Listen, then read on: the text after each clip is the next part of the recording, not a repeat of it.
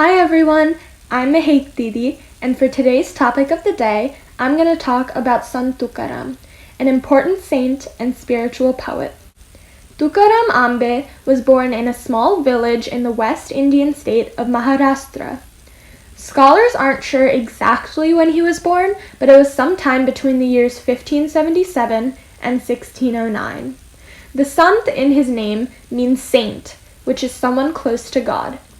Tukaram's family was lower class, but lived happily until his father got sick and Tukaram had to start supporting his family at the age of 13. Imagine having to take care of your whole family when you were in just 7th grade. Soon after, both of his parents died, and he had to support himself completely.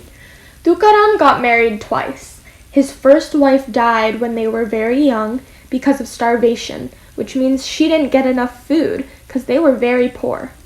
Tukaram's second wife had little patience with his devotion and for God, and she nagged him constantly. Tukaram and his second wife had 3 sons. Sant Tukaram was very sad after the death of his first wife, but then he had a dream in which Lord Vishnu himself initiated him into the spiritual path. That moment changed his destiny, and he started his journey as one of the best poet saints in the country. He was also a Varkari, meaning a Hindu pilgrim. He lived a spiritual life until he died in 1650. Tukaram was a poet that sang abhangs, which were Marathi poetry sung in praise of the Hindu god Vitthal, a form of Lord Krishna. The poems expressed Tukaram's feelings and philosophical outlook and even spoke of events in his life. During his 41 years, Tukaram composed over 5,000 poems. His poems became very popular with all of the common people, probably because he was also a commoner. But the higher caste Brahmins didn't like his popularity because it was causing them to lose their power over the people. According to legend, the local Brahmins threw his poems into a river and told him that if he were a true devotee of God, the poems would reappear. It is said that Tukaram then fasted for 13 days until his poems reappeared floating on the river. He gained many followers and became known as a saint because of this. Tukaram was so well known that he became close with Chhatrapati Shivaji Maharaj, the king of the Maratha Empire. Sant Tukaram had many teachings. He believed that you should make God the center of your universe, and serving others and loving others is the best way through which we can find him.